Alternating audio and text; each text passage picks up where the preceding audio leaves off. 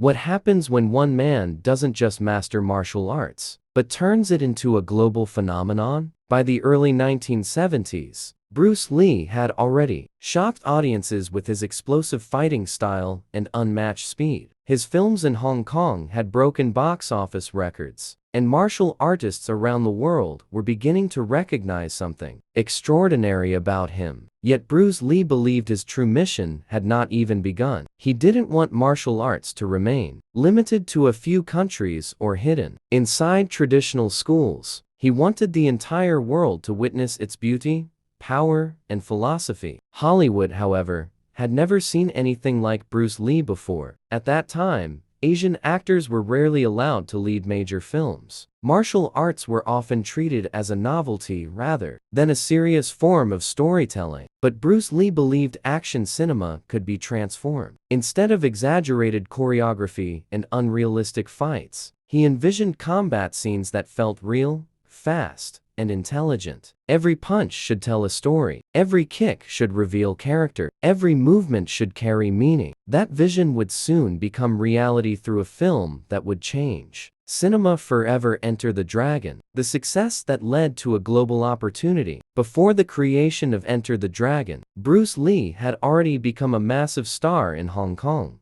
His films, The Big Boss and Fist of Fury, were explosive successes, breaking records across Asia.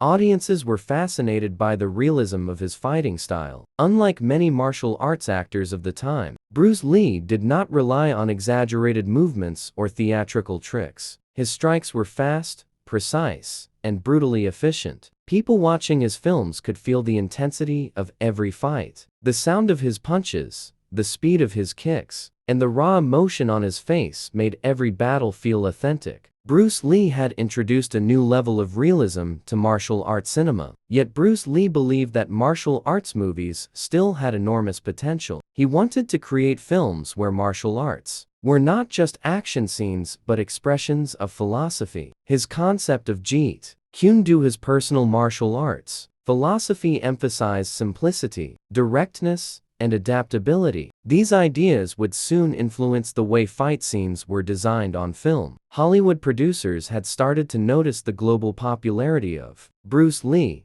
They realized that martial arts could attract huge international audiences. Eventually, Warner Bros. Partnered with Hong Kong producers to create a film that would introduce Bruce Lee to Western audiences on a much larger scale. That film would become Enter the Dragon. Preparing for the most important film of his career, Bruce Lee understood that Enter the Dragon was more than just another movie. It was an opportunity to show the world what martial arts truly represented. Because of this, he became deeply involved in every aspect of the production. He helped design the fight choreography, ensuring that each battle demonstrated real martial arts techniques, rather than exaggerated cinematic tricks. Bruce Lee believed the audience should feel the speed, tension, and danger of real combat. Training for the film was extremely intense. Bruce Lee pushed his body to incredible limits. His daily routine included weight training, endurance workouts, martial arts drills, and reflex exercises. He practiced thousands of punches and kicks every day. He also used innovative training tools to increase speed and explosive power. His goal was not simply to look impressive on screen. Bruce Lee wanted every movement to be perfectly controlled and incredibly fast. The camera needed to capture the true potential of martial arts. Martial arts philosophy on the big screen. One of the most revolutionary aspects of Enter the Dragon was how Bruce Lee infused philosophy into action scenes. His approach to martial arts was never limited to physical strength. He believed fighting required intelligence, adaptability, and mental clarity. Bruce Lee often compared martial arts to water. Water can flow,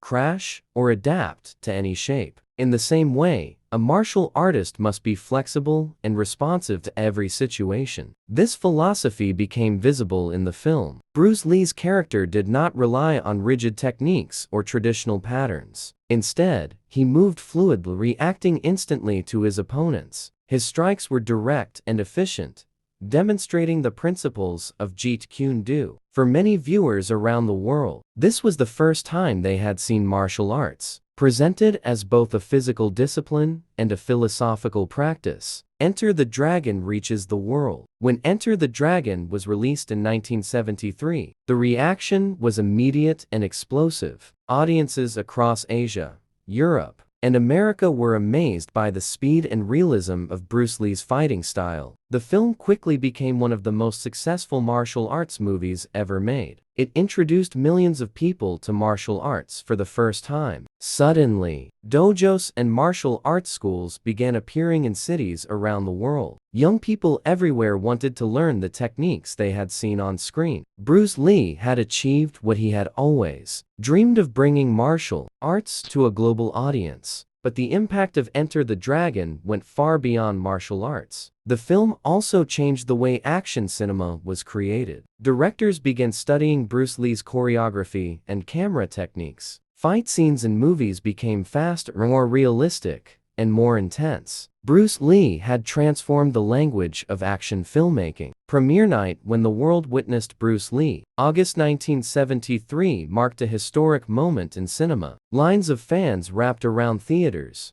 all eager to witness Enter the Dragon. This was not just another martial arts film, it was a cultural event. As the opening sequences unfolded on screen, audiences were mesmerized. Bruce Lee's speed, precision, and sheer presence made every punch and kick feel immediate and impactful. Even the camera seemed to struggle to capture his lightning-fast movements. The story was simple yet compelling. Bruce Lee's character enters a deadly tournament on a remote island controlled by the criminal mastermind Han.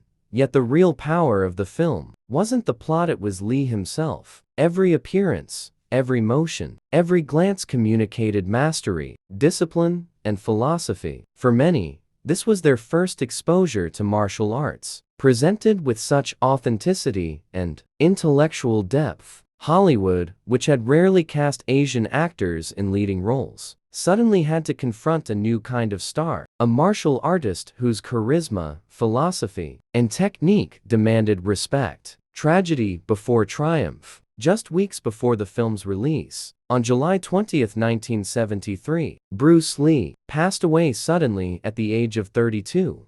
The world had lost a martial arts icon far too early. When Enter the Dragon premiered, Lee was no longer alive to witness the phenomenal global success that would follow. Despite the tragedy, the film exploded worldwide, earning millions and establishing martial arts cinema as a serious global genre. Fans recognized that the movie was not only entertaining, but a testament to Lee's philosophy, his discipline, and his revolutionary vision. Martial arts revolution on film. Bruce Lee's influence on martial arts cinema became immediately clear. Enter the Dragon set new standards for fight choreography. Speed, precision, and realism replaced theatrical exaggeration. Directors and choreographers worldwide began studying his methods, integrating Jeet Kune Do principles into new films. Martial arts was no longer a niche genre, it became a universal phenomenon. Lee's combination of intellect and physical prowess redefined what a martial arts hero could be. He showed that fights could communicate moral clarity,